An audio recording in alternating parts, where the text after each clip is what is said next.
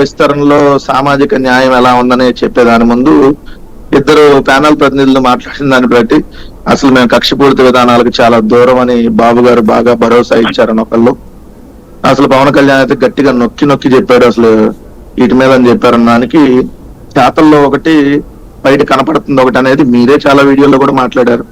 నేను ప్రత్యేకంగా దాన్ని కోట్ చేయాల్సినటువంటి పని లేదు.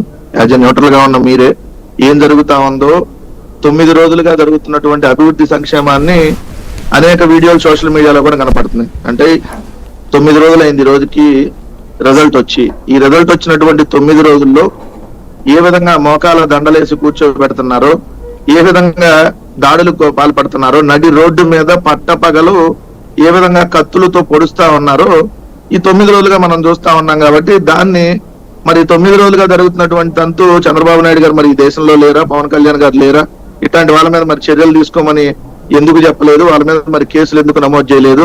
ఈ రోజు సాక్షాత్తు వాళ్ళ ప్రమాణ స్వీకారానికి వస్తా ఉంటే కాజా టోల్గేట్ దగ్గర జరిగినటువంటి రచ్చ కూడా మీరు చూశారు. విజయవాడలో ప్రజలు పడినటువంటి ఇబ్బందులు చూశారు. నేను ఎందుకు ఆ మాట పడుతున్నా అంటే, మేము ఎక్కడన్నా ముఖ్యమంత్రి గారి ప్రోగ్రాం జరుగుతుంటే విజయవాడలో ట్రాఫిక్ జాము, ముఖ్యమంత్రి గారు వస్తుంటే ఇవన్నీ అడ్డం కడతారా, ఇవన్నీ ఆపేస్తారా, బారికేడ్లు పెడతారా, ఏ ముఖ్యమంత్రి వెళ్తుంటే ప్రజలందరూ ఇబ్బందులు పడాలా అని 5 ఏళ్ల పాటు మా మీద విమర్శలు చేశారు. కాబట్టి డెఫినెట్లీ నేను దాన్ని కోట్ చేయాలి.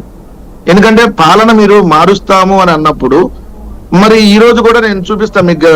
బెంజ్ సర్కిల్ నుంచి మొత్తం 2 సార్లు గన్నవరం దాకా వెళ్ళి ఆ ఫ్లైఓవర్ కిందల్లా గ్రీన్ మ్యాట్ కట్టారు రోడ్డు లెఫ్ట్ పక్కన, దాన్ని పరదా అన్నారు వీళ్ళు పోయినసారి. పరదాల చాటున దాక్కొని వెళ్తున్నారా అని ఎక్కడైనా ముఖ్యమంత్రి ప్రధానమంత్రి వస్తే కామన్ అని మేము చెప్తే పరదాలు కట్టారన్నారు కదా. ఈ రోజు కూడా మీరు ఆ పరదాల వీడియోలు మీకు పంపుతా నేను.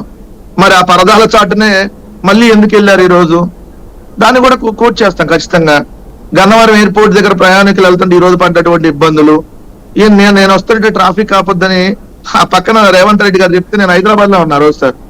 అదే రోజు తెల్లారి అదే వీడియోలు సర్క్యులేట్ అయినాయి, రేవంత్ రెడ్డి వస్తుంటే ట్రాఫిక్ ఆపుతారు.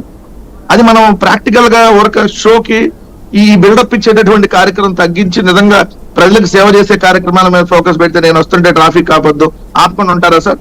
ప్రాక్టికల్ గా జరిగిద్దా? ఓ ముఖ్యమంత్రి ప్రోగ్రాంకి వెళ్తుంటే